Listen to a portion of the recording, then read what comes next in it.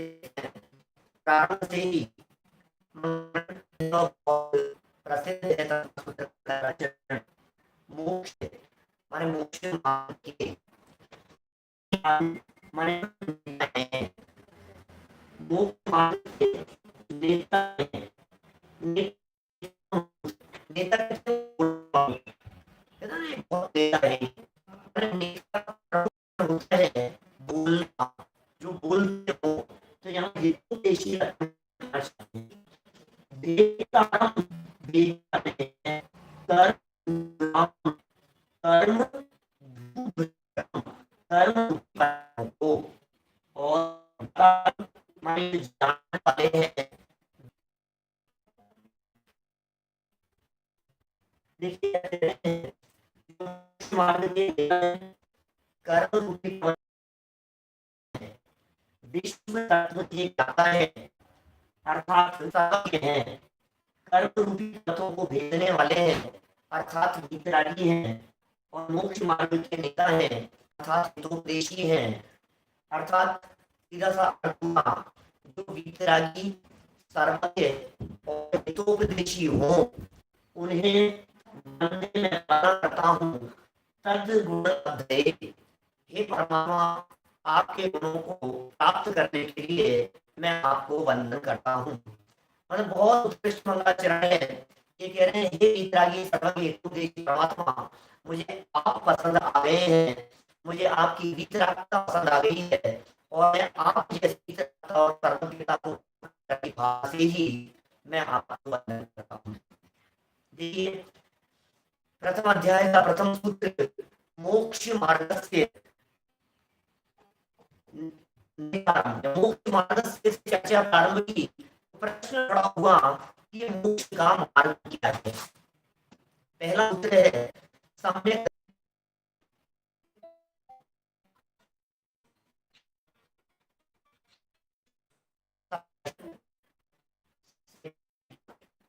और सम्यक यही मोक्ष का मार्ग है।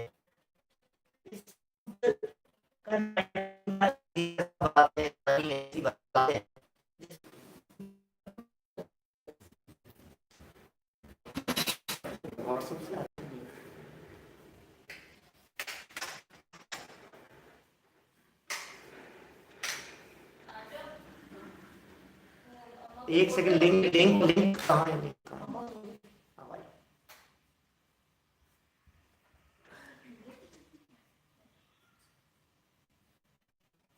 दिखाई नहीं दे रहा, सामने बंद करना, गेट बंद करना।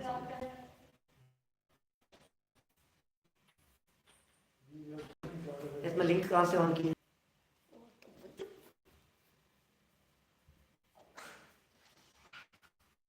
थोड़ा सा डिस्टरबेंस है, वॉइस नॉट कनेक्टेड। बेटा करना क्या कर रहे हैं? सब लोग सुन रहे हैं कि आप जो डिस्टर्ब दे जल्दी आवाज जा रही है।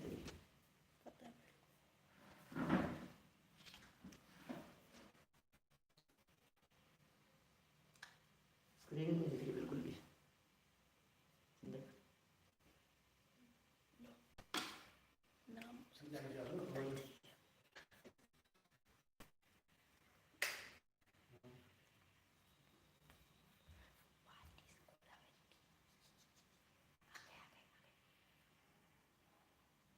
पर्यायेषु विश्ववधेः तदनन्तभागे मनः पर्ययस्य सर्वद्रव्यपर्यायेषु केवलस्य एकादीविभाजने युगपदे कस्मिन्ना चतुर्भ्यः मतिश्रुतावधियो विपर्ययश्च।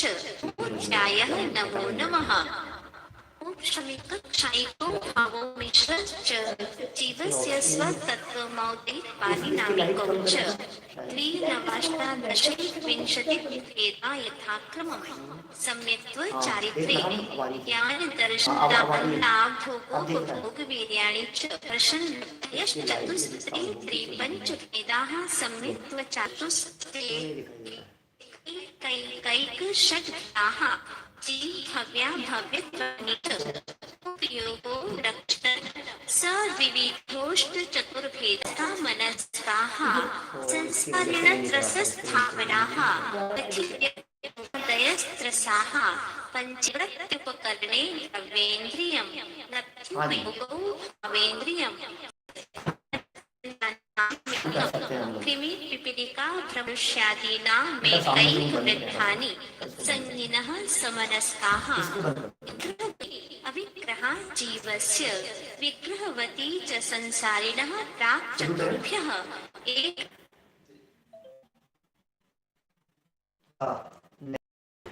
और प्रारंभ करें आप अपने पास और और देखिए कि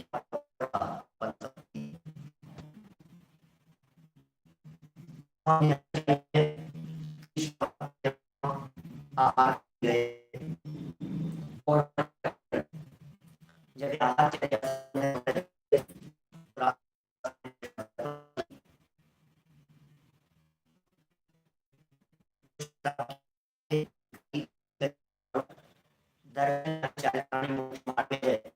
इस तरह का सूत्र लिखा हुआ था। शाव की कि वो कुछ सूत्र और हमें आचार्य ने वो सूत्र देखा, देखकर उसके पहले जोड़ दिया।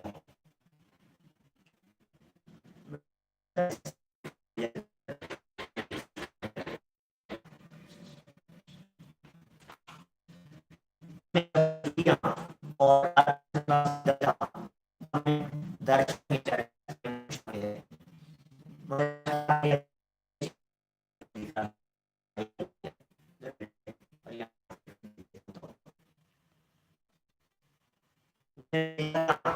कि भाई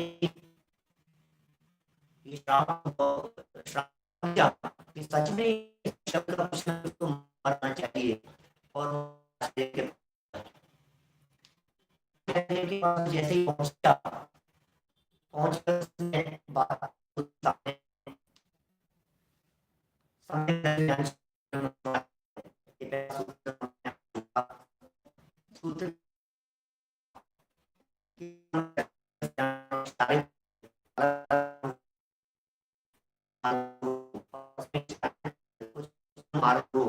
ऐसा नहीं है। सम्यक दर्शन, सम्यक ज्ञान और सम्यक चारित्र ये तीनों मिलकर एक ही मोक्ष का मार्ग है। प्रश्न चला गया और आचार्य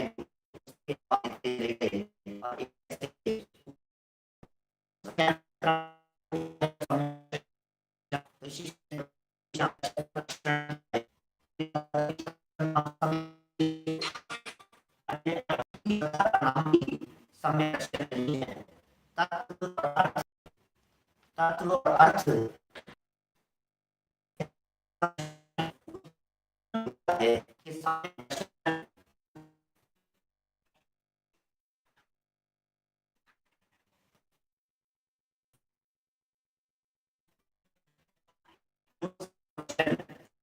कि किसी भाव से ही हो निश्चित है। फिर शिष्य ने प्रश्न किया कि आपने तत्व को समझा था, आखिर ये तत्व कौन से हैं? तो कहा जीवा जीवस्तव समजरा मोक्षास्तव। चौथे की रचना हुई मोक्ष। ये सात तत्वों के नाम इस सूत्र में बतलाए। इन तत्वों का ज्ञान करने का कोई कारण है क्या? माने नाम स्थापना और भाव से तत्व से, जैसे उपन्यास में उपन्यास न्यास शब्द दिया है, नाम से, स्थापना से, द्रव्य से और भाव से इन जीवादि कारकों का ज्ञान होता है। उसे जानने के उपाय क्या है, अपने कारण बताएं। नाम स्थापना भाव। फिर कह रहे हैं आगे सूत्र रख दिया गया प्रमाण नए गद्य में। प्रमाण और नए के माध्यम से अधिगम है। अधिगम होता है ज्ञान, माने प्रमाण के माध्यम से ज्ञान और नए के माध्यम से ज्ञान। लेकिन उपाय हैं। तो निर्देश स्वामित्व साधनाधिकरण स्थिति विधान है। माने निर्देश, निर्देश माने नाम से, स्वामित्व माने स्वामी कौन है उस जानो। फिर निर्देश स्वामित्व के बाद में साधन, साधन क्या होता है? साधन मतलब है उत्पत्ति का कारण, उसे कहते हैं साधन। अधिक उपाय करता है। तो शिष्य बहुत उपाय हो, हम किन जानेंगे? तो आप कहते हैं तो उपाय है और भी काल, अंतर, ये उपाय है। इनकी व्याख्या धवला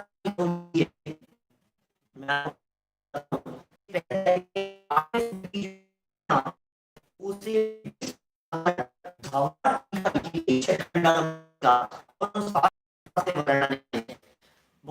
महत्वपूर्ण प्रकरण है। बहुत बता दिया है, मैं कैसे बोलूंगा तो मुझे मेरी जान बहुत जाएगी। मैं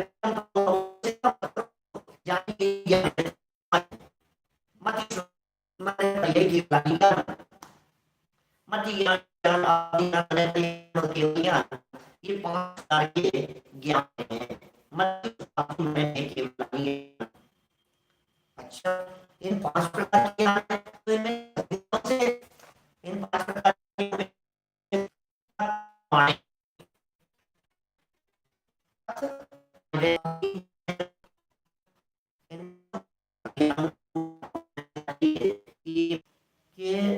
क्या ये पांचों ज्ञान सच्चे हैं? तो इनमें हमारे कौन से हैं? क्या स्थिति बनेगी? तो आचार्य देव कह रहे हैं आद्य परोक्षम, बोले इनमें जो शुरू वाले हैं ना, ये 2 ज्ञान परोक्ष ज्ञान है। आद्य द्विवचन का प्रयोग करके कह रहे हैं मति ज्ञान और श्रुत ज्ञान। द्विवचन का प्रयोग इसलिए किया कि मति और श्रुत 2 ज्ञानों को लेना था। परोक्षम, ये परोक्ष है। अच्छा, ये 2 परोक्ष हैं, तो बाकी के ज्ञानों का क्या होगा? बोले प्रत्यक्षम अन्यत्, बाकी के जो ज्ञान है वे सभी ज्ञान प्रत्यक्ष ज्ञान है। प्रत्यक्षम अन्यत् माने अन्य ज्ञान प्रत्यक्ष ज्ञान है। बाकी के ज्ञानों को प्रत्यक्ष ज्ञान कहा गया है। तो बोले इनमें से एक एक का स्वरूप तो समझा दीजिए, कुछ समझ में नहीं आया हमारे को। मति ज्ञान क्या होता है? तो आचार्य देव ने कहा मति स्मृति संज्ञा चिंता विनिबोध इत्यनर्थांतरम। मति, शिष्य ने पूछा मति ज्ञान क्या होता है? तो कहा तुम मति नहीं जानते हो क्या? मति नहीं जानते? मति को ही स्मृति कहते हैं, उसे ही संज्ञा कहते हैं, उसे ही चिंता कहते हैं, उसे ही अभिनिबोध कहते हैं। इति अनर्थांतरम, इति माने ये सब इस प्रकार, अन अर्थांतरम अर्थांतर नहीं है, अर्थ अंतर नहीं है, इसका मतलब पर्यायवाची है। अर्थांतर नहीं है का अर्थ ये सब पर्यायवाची है। बोले मति ज्ञान उत्पन्न कैसे होता है? शिष्य का प्रश्न और जवाब तदिंद्रियान इंद्रिय निमित्तम तत् इंद्रिय अनिंद्रिय निमित्तम, इंद्रिय और अनिंद्रिय के निमित्त से। तत् माने वह, इंद्रिय अनिंद्रिय निमित्तम, इंद्रिय और अनिंद्रिय है, अतीन्द्रिय नहीं है, ध्यान दीजिएगा। अतीन्द्रिय नहीं, अतीन्द्रिय तो आत्मा है और अनिंद्रिय मन को कहते हैं। तो इंद्रिय और मन जिसमें निमित्त बनते हैं उससे यह मति ज्ञान उत्पन्न होता है। कि अच्छा, इंद्रिय और मन से तो कोई प्रक्रिया है इसके जानने की, जाने का कैसे? कि हाँ, अवग्रहे हवाय धारणा, यह मति ज्ञान के जानने की प्रक्रिया है। अवग्रह, ईहा, अवाय और धारणा, इसके माध्यम से मति ज्ञान जानने का काम करता है। अवग्रह, ईहा, अवाय और धारणा से मति ज्ञान जानता है। बोले किनको जानता है? मति ज्ञान किनको जानता है? तो फिर नया सूत्र रच दिया गया, बहुविध क्षिप्राणि श्रतानुक्त ध्रुवाणाम सेत्राणाम। बहुविध क्षिप्र, अनिश्रित, अनुक्त, ध्रुव और सेत्राणाम, कुल 6 शब्द यहां दे दिए गए। देखिए क्या कह रहे हैं, 6 शब्द दे दिए। सबसे पहला शब्द दिया बहु, फिर बहुविध। इनके प्रतिपक्षी लगाने हैं हमारे को। बहु का ऑपोजिट होगा एक, क्योंकि यहां सेतराणी शब्द का प्रयोग किया ना। देखिए सूत्र, देखिए ध्यान से देखिए सूत्र में क्या कह रहे हैं। बहु, बहुविध, 2 शब्द हो गए। फिर क्षिप्र तीसरा शब्द है, फिर अनिश्रित चौथा शब्द है, अनुक्त 5वां शब्द है, और ध्रुव, ये 6 हो गए। इन 6 के साथ साथ में फिर साथ में लगाया है सेतराणाम। सेतर, से इतर, इतर माने होता है ऑपोजिट, इनके विपरीत। तो इनके विपरीत कौन कौन से हो गए, इनके उल्टे। बोले बहु का उल्टा होगा एक, बहु का उल्टा सास नहीं, बहु का उल्टा एक। बहुविध का उल्टा एक विध, क्षिप्र का अशिप्र, अनिश्रित का निश्रित, अनुक्त का उक्त, और अध्रुव का उल्टा ध्रुव। देखिए क्या है इन शब्दों के अर्थ। 1 मिनट में इन शब्दों के अर्थ देखते हुए हम आगे बढ़ेंगे। यहाँ से समय हमारे पास में सीमित है, आगे भी हमारा प्रोग्राम है, और आज थोड़ा सा समय ये टेक्नोलॉजी की वजह से थोड़ा सा डिस्टर्ब हुआ। कल से राइट समय शुरू करके राइट समय बंद करेंगे। देखिए बहु माने बहुत सारे पदार्थों का ज्ञान, बहुविध माने प्रकार भी बहुत सारे हों। अनिश्रित का अर्थ ढका हुआ, अनिश्रित ढका हुआ। फिर क्षिप्र माने होता है जल्दी जल्दी, शीघ्र, उसे कहते हैं क्षिप्र। अनुक्त माने बिना कहा हुआ, ऐसी बातें जो बिना कहे हुए भी जानने में आ जावे, वो है अनुक्त। और ध्रुव माने जो कंटिन्यू बनी रहे लंबे समय तक, वो कहलाती है ध्रुव। उसे ध्रुव कह करके पुकारा जाता है। देखिए, और इन सब के उल्टे कर लिए गए। फिर प्रश्न खड़ा किया कि साहब आपने इतनी सारी चीजें बतला दी, आखिर ये हैं क्या। बोले अर्थस्य, अर्थ है ये सब, ये अर्थ हैं, ये पदार्थ हैं। 17 नंबर सूत्र, इन्हें पदार्थ जानना चाहिए। तो आप तो वो कुछ और कह रहे थे पीछे, अवग्रह हवाई धारणा के माध्यम से। अवग्रह ईहा अवाय धारणा, ये जानने की प्रक्रिया बतलाई थी। अवग्रह माने फर्स्ट स्टेप पर जानना। ईहा 15 नंबर सूत्र में कहा था ना पीछे, ईहा माने जानने की इच्छा, अवाय माने निर्णय पर पहुंचना, और धारणा माने दिलो दिमाग के अंदर वो बात सेट हो जाना। तो अवग्रह ईहा अवाय धारणा बतलाए थे। बोले ये अवग्रह की चर्चा चल रही है। ये सब अवग्रह से इन पदार्थों को जाना जाता है, इन सारे पदार्थों को। लेकिन एक बात ध्यान रखना, व्यंजनस्यावग्रह, व्यंजनों का मात्र अवग्रह ही होता है, इनका ईहा आदि ज्ञान नहीं होते। व्यंजनों में ईहा नहीं होती, व्यंजनों का अवाय नहीं होता, व्यंजनों में धारणा नहीं होती। व्यंजन क्या होते हैं, अस्पष्ट शब्द। अस्पष्ट शब्दादिक को व्यंजन कहते हैं। व्यंजन शब्द का अर्थ है अस्पष्ट, तो अस्पष्ट शब्दादिक ये व्यंजन कहलाते हैं। अस्पष्ट शब्द वगैरह ये व्यंजन है। व्यंजनस्यावग्रह कि अच्छा, इन व्यंजनों की विशेषता क्या है कि नए चक्षुरनिंद्रियाभ्याम, कि चक्षु इंद्रिय और मन से ये होता ही नहीं है व्यंजनावग्रह। माने चक्षु इंद्रिय और मन जिन भी विषयों को जानेगा उनमें अस्पष्टता नहीं होती है। चक्षु इंद्रिय और मन के माध्यम से जो कुछ भी जाने जाएंगे उसमें अस्पष्टता की स्थिति नहीं बनेगी, वो स्पष्ट ही जानने में होगा। न माने नहीं, चक्षुरनिंद्रियाभ्याम, चक्षु और अनिंद्रिय, चक्षु और अनिंद्रियाभ्याम, अनिंद्रिय माने मन, चक्षु और मन, इन दोनों के माध्यम से व्यंजनावग्रह न माने नहीं होता। तो वो साहब बहुत विस्तार से आपने मति की चर्चा किए जा रहे हैं आचार्य देव। श्रुत भी बतला देवे थोड़ा सा, श्रुत क्या है। बोले श्रुत, श्रुतम मति पूर्वम द्वैनेक द्वादश वेदम। श्रुत ज्ञान जो मति ज्ञान के बाद में होता हो, श्रुतम मति पूर्वम। श्रुत ज्ञान कौन सा ज्ञान है, बोले मति पूर्वम, जो मति ज्ञान पूर्वक होता हो, माने पहले मति ज्ञान और फिर उसके बाद में जो विशेष जानना हुआ मति ज्ञान के माध्यम से, वही श्रुत ज्ञान कहलाता है। द्वय श्रुतम मति पूर्वम, श्रुत ज्ञान मति ज्ञान पूर्वक होता है। द्वय माने दो, अनेक, अनेक, द्वय अनेक, दो और अनेक। फिर द्वादश भेदम, बोले पहले तो दो भेद हैं उस श्रुत ज्ञान के, श्रुत ज्ञान के दो भेद हैं। फिर एक के अनेक और एक के 12 भेद हैं। पहले के अनेक भेद हैं, दूसरे के 12 भेद हैं। भाई 3 शब्द हैं यहाँ, द्वय अनेक द्वादश। द्वय माने दो, तो श्रुत ज्ञान एक अंग बाह्य नाम का श्रुत ज्ञान और एक अंग प्रविष्ट नाम का श्रुत ज्ञान, ये 2 प्रकार के श्रुत ज्ञान हैं। जो अंग बाह्य नाम का श्रुत ज्ञान है उसके अनेक भेद हैं, और जो अंग प्रविष्ट नाम का श्रुत ज्ञान है उसके 12 भेद हैं, द्वादश।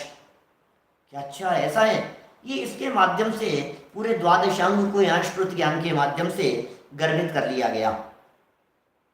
फिर अवधि ज्ञान के बारे में पूछा कि आचार्य देव अवधि ज्ञान क्या है? बोले भव प्रत्ययो अधीर देव नारकाणाम, देवों और नारकियों के भव प्रत्यय नाम का अवधि ज्ञान होता है। आप लोगों के पास में पुस्तकें हों तो सूत्र अवश्य देखें। कल हम कोशिश करेंगे प्रोजेक्टर पर व्यवस्था करके आपको सामने स्क्रीन पर दिखाने की। भव प्रत्ययो, प्रत्यय कहते हैं कारण को, भव प्रत्यय, भव ही जिसमें कारण है वो कहलाता है भव प्रत्यय। प्रत्यय माने होता है कारण। अवधि, अवधि में, जिस अवधि में भव ही कारण है, सूत्र नंबर 21, जिस अवधि में भव ही कारण है वो भव प्रत्यय अवधि कहलाता है। और देव नारकाणाम, देवों और नारकियों के होता है।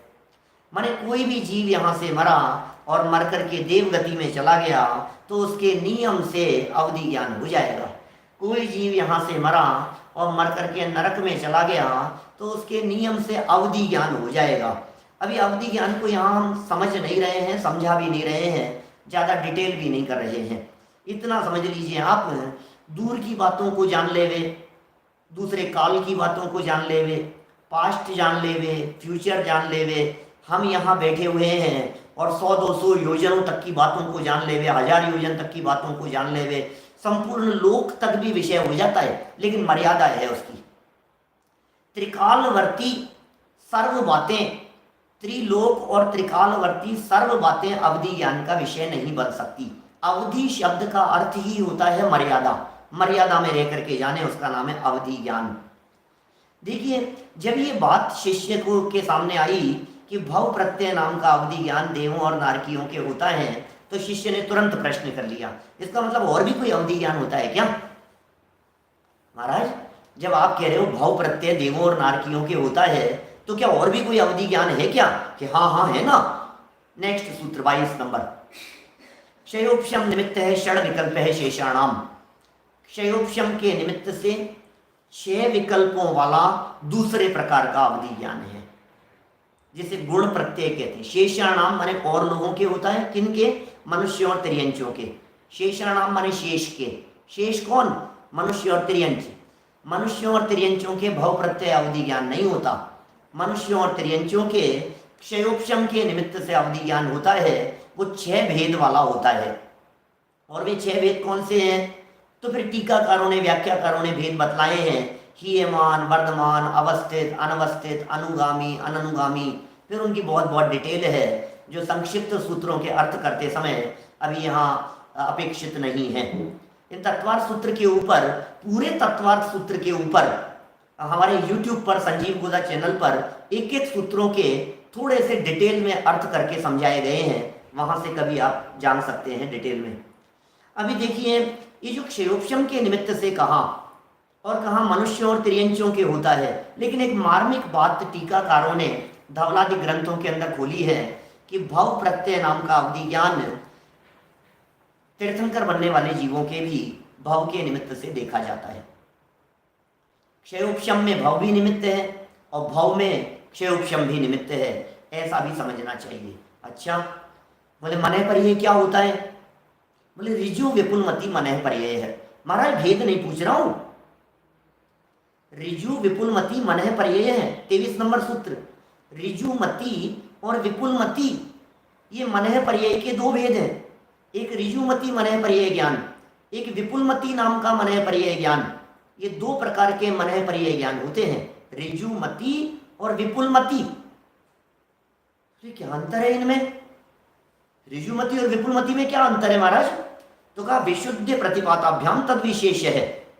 बोले विशुद्धि और अप्रतिपात की अपेक्षा से, विशुद्ध प्रतिपाताभ्याम बीच में से टूटेगा, विशुद्धि अप्रतिपाताभ्याम तत् विशेष है, उनमें विशेषता पड़ती है। माने निर्मलता की अपेक्षा से ऋजुमति की निर्मलता कम है, विपुलमति की निर्मलता ज्यादा है। ये तो हो गई विशुद्धि की अपेक्षा से दोनों में अंतर। फिर कहा प्रतिपात या अप्रतिपात की अपेक्षा से। प्रतिपात शब्द का अर्थ होता है छूट जाना और अप्रतिपात का अर्थ होता है नहीं छूटना। जैसे ऋजुमति नाम का जो मनः पर्यय ज्ञान है ये छूट भी सकता है, लेकिन जिनके विपुलमति नाम का मनः पर्यय ज्ञान हो गया होगा वो कभी छूटता नहीं है, वो फिर केवल ज्ञान में बदल जाता है, क्षायिक ज्ञान में बदल जाता है। माने वो जीव नियम से भगवान ही बनते हैं जिनके विपुलमति नाम का मनः पर्यय ज्ञान होगा। मनः पर्यय माने मन की बातों को जान लेने वाला एक विशेष ज्ञान है। फिर चित्त में प्रश्न इस प्रकार का खड़ा हुआ कि भाई आपने ऋजु और विपुलमति का अंतर तो बतलाया, लेकिन महाराज अवधि और मनः पर्यय का अंतर नहीं बताया। अवधि और मनः पर्यय में क्या अंतर है? बोले विशुद्धि क्षेत्र स्वामी विषयभ्योवधि मनः पर्ययो। विशुद्धि की अपेक्षा, क्षेत्र की अपेक्षा, स्वामी विषय की अपेक्षा अवधि और मनः पर्यय ज्ञान में भी अंतर है। अवधि ज्ञान की विशुद्धि कम है, मनः पर्यय ज्ञान की ज्यादा है। अवधि ज्ञान का क्षेत्र ज्यादा है, ध्यान दीजिएगा, क्षेत्र उल्टा है। अवधि ज्ञान का क्षेत्र ज्यादा है, मनः पर्यय ज्ञान का क्षेत्र कम है।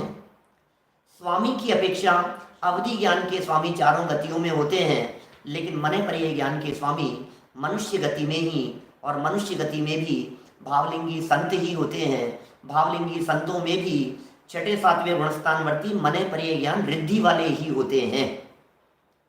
और विषय की अपेक्षा से भी इन दोनों में अंतर है। अवधि ज्ञान का जो विषय है वो जितना भी है, मनः पर्यय ज्ञान का विषय उससे अधिक सूक्ष्म है।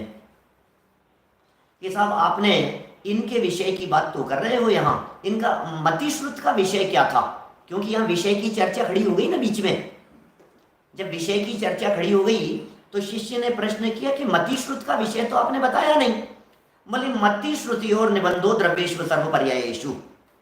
मति ज्ञान और श्रुत ज्ञान का निबंध माने संबंध, मति ज्ञान और श्रुत ज्ञान का संबंध द्रव्येषु सब द्रव्यों के साथ में है।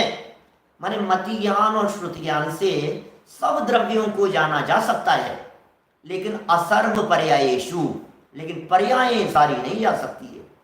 मति ज्ञान श्रुत ज्ञान सभी द्रव्यों को तो जान सकते हैं, लेकिन सभी गुणों को और उनके अनंतानंत पर्यायों को नहीं जान सकते।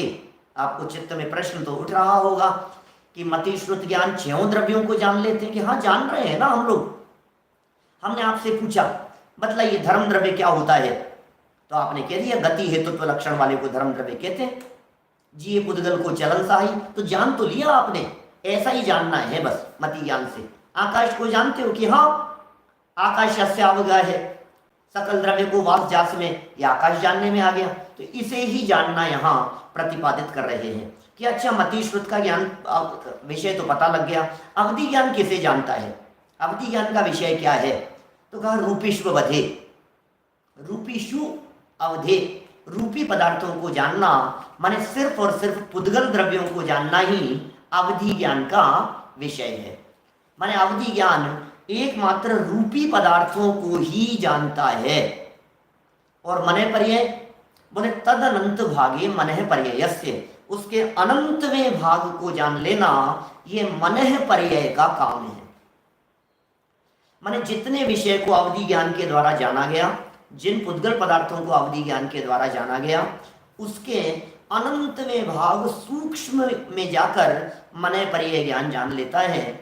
मन के विकल्प भी चूंकि मूर्तिक हैं, उन्हें विशेष रूप से जानने के लिए ये मन परिय ज्ञान जान लेता है, सूक्ष्म रीति से जानता है। कि और केवल ज्ञान किसको जानता है? केवल ज्ञान किन बातों को जानता है? बोले सर्वद्रव्य पर्यायेषु केवलस्य, सर्वद्रव्य पर्यायेषु केवलस्य। भाई साहब, इस सर्वद्रव्य पर्यायेषु केवलस्य की यदि आप व्याख्या करेंगे तो आप महसूस करेंगे सारा लोकालोक ज्ञान का विषय बनता है। भगवान के ज्ञान से क्या बातें अछूती है। प्रवचन सार 200वीं गाथा की टीका में कहते हैं, सब कुछ मानो समा गए हों, डूब गए हों, खचित हो गए हों, कीलित हो गए हों ज्ञान में, ऐसी दशा है। भगवान के ज्ञान से कुछ भी अछूता नहीं है। इस सर्वज्ञता के यथार्थ स्वरूप को समझने से हमें क्रमबद्ध समझ में आता है, हमें वस्तु स्वरूप समझ में आता है, हमें ये समझ में आता है होता स्वयं जगत परिणाम, मैं जग का करता क्या काम। ये कुछ अद्भुत बातें इस सूत्र की व्याख्या से निकलती है कि अच्छा, इनमें से हमारे कौन से ज्ञान, कितने ज्ञान हो सकते हैं? क्या पांचों ज्ञान हैं हमारे? शिष्य का प्रश्न है। अगला प्रश्न खड़ा हो गया, क्या हमारे पांचों ज्ञान हैं? तो आचार्य देव कहते हैं, अरे नहीं नहीं, एकादीनी भाज्यानी युगपदे कस्मिन्ना चतुर्भ्य है। एक आदिनी, एक आदिनी, एक से शुरू करके, भाज्यानी विभाजित करते हुए, किसी के एक, किसी के दो, किसी के तीन, किसी के चार, युगपत माने एक साथ, एकस्मिन् चतुर्भ्य है, एक जीव के 4 ज्ञान तक मैक्सिमम हो सकते हैं। माने पांचों ज्ञान किसी के भी नहीं होते। यदि किसी के एक ज्ञान हो तो अकेला मती होगा ना? नहीं नहीं, अकेला ज्ञान केवल ज्ञान ही होता है, वो अकेला ही होता है। केवल ज्ञान को और ज्ञानों की जरूरत नहीं होती। तो अकेला केवल ज्ञान एक, दो होंगे तो मति और श्रुत, और यदि 3 हो तो मति श्रुत अवधि या फिर मति श्रुत मने पर्यय, और 4 यदि ज्ञान किसी के हों तो मति श्रुत अवधि और मने पर्यय, ये 4 ज्ञान भी हो सकते हैं। अच्छा, तो हमारे कौन से ज्ञान है? बोले सुनो, 2 ज्ञान तो संसारी प्राणियों के पाए जाते हैं, लेकिन इनमें जो शुरू के 3 है ना, ये उल्टे भी होते हैं। क्या मतलब? बोले मति श्रुतावधयो विपर्ययश्च, मति ज्ञान, श्रुत ज्ञान और अवधि ज्ञान, ये तीनों ज्ञान विपर्ययश्च, विपरीत भी होते हैं, उल्टे भी हो जाते हैं। माने इन ज्ञानों में मिथ्यापना भी हो जाता है। फिर प्रश्न किया शिष्य ने कि आचार्य देव, ये ज्ञान तो ज्ञान है, ज्ञान में उल्टेपन का क्या सवाल है? ये ज्ञान उल्टे कैसे हो जाते हैं? तो फिर सेकंड लास्ट नंबर सूत्र दिया, इस 32 नंबर के सूत्र में कहते हैं, सद सतोर विशेषात यदृक्षोपलब्धेरुन्मत्तवत्, सत असत, सत असत माने जिन पदार्थों की सत्ता है और जिन पदार्थों की सत्ता नहीं है, अविशेषात विशेष नहीं जानने से, सत और असत पदार्थों को विशेष नहीं जानने से, यत इच्छा उपलब्धे माने अपनी इच्छा के अनुसार, यत इच्छोपलब्धे, इच्छा उपलब्धे अपनी इच्छा के अनुसार ही, उन्मत्तवत शराबी व्यक्ति की तरह। जैसे टोडरमल जी ने उदाहरण दिया ना, शराबी व्यक्ति माता को माता, माता को पत्नी, पत्नी को माता, माता को पत्नी बोल देता है। इस सूत्र की टीका में पूज्यपाद आचार्य देव ने सर्वार्थ सिद्धि में दिया है माता को पत्नी, पत्नी को माता जानने वाला उदाहरण। उन्मत्तवत, जैसे पागल व्यक्ति, शराबी व्यक्ति नशे में कुछ का कुछ बोलता है, ठीक इसी प्रकार ये मति श्रुत ज्ञान के माध्यम से सत असत पदार्थों में भेद अभेद न जानता हुआ विपरीत ज्ञान को धारण करता है। तो फिर साहब, सम्यक ज्ञान का कारण क्या होगा? ज्ञानों के सम्यक पने के लिए क्या करें? बोले जिन पदार्थों को भी जान रहे हो, उन पदार्थों को विवक्षा सहित जानो, यथार्थ विवक्षा सहित जानो। बोले ये क्या चीज है? तो बोले जानने के उपायों में हमने प्रमाण नए अधिगमय की चर्चा की थी, छठे सूत्र में आपको ध्यान होगा। तो अभी तक तो हमने 5 प्रकार के ज्ञानों के माध्यम से प्रमाण की चर्चा की, लेकिन एक और है उपाय, जिसे कहते हैं नए। विवक्षा से जाना जाता है। नैगम संग्रह व्यवहार ऋजु सूत्र शब्द समभिरूढ़ एवं भूता नया। नैगम संग्रह व्यवहार ऋजु सूत्र शब्द समभिरूढ़ और एवं भूत, ये 7 प्रकार के नय हैं। इन 7 प्रकार के नयों के माध्यम से पदार्थों को विशेष रूप से उनके अलग अलग एंगल से जाना जाता है। लेकिन अब इनका क्या स्वरूप है, ये हम महाविद्यालय में पढ़ाते हैं बराबर विद्यार्थियों को, YouTube पर मिल भी जाएंगे। पूरे इस एक सूत्र के ऊपर 8-10 दिन की क्लास है, अभी यहाँ अपेक्षित विस्तार से बतलाने का अवकाश नहीं है।